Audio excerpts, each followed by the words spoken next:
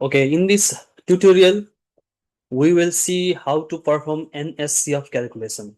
So after SCF calculation, we have to perform NSCF calculation.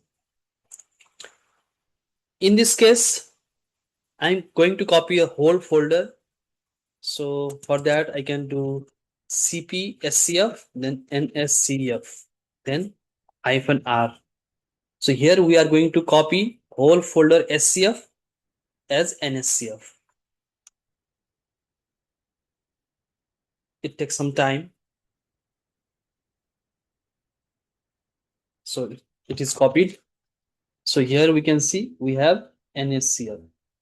Let me make it a little better for your understanding.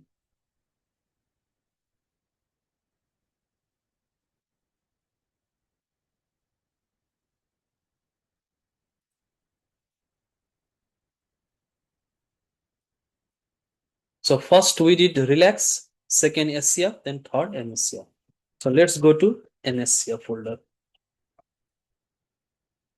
So now here what we have to do, we can delete this SCF dot out because this is NSCF calculation. If we do PWD, we can see the path. So this is the path. So we are inside NSCF folder, but no need to delete, that's fine.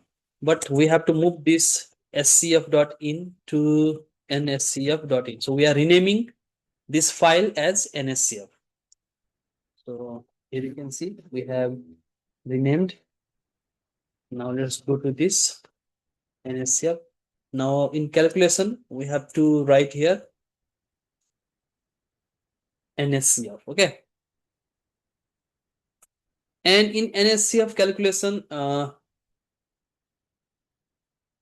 we can increase the K point. So if you have used like 444, you can increase it like 888 for better result. So I have used 111. So let me do 222. So this way we can increase the K point. For the better result, please use higher K point like 666, 888. Okay, in all of this calculation, like in for relax, for SCF, for NSCF, and for all other calculation, use like higher K points. Now let's go to the script file that I have.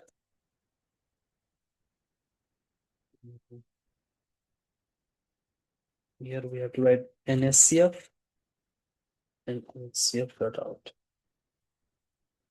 Now I can run it. Sorry, I always forget. So sbatch.qe.emp. This is the script file to run the job. It will take some time. So here the NSCF calculation is completed. It took some time. So here you can see we have nscf.out, and here we can see so many files are created. Let's check nscf.out first.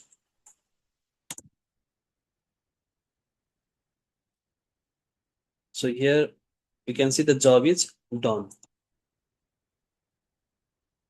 Now next step is to perform the DOS calculation, band structure calculation, optical properties calculation, and so on. So after this, in next tutorial, I will show you how to calculate density of state, that is DOS calculation. Thank you.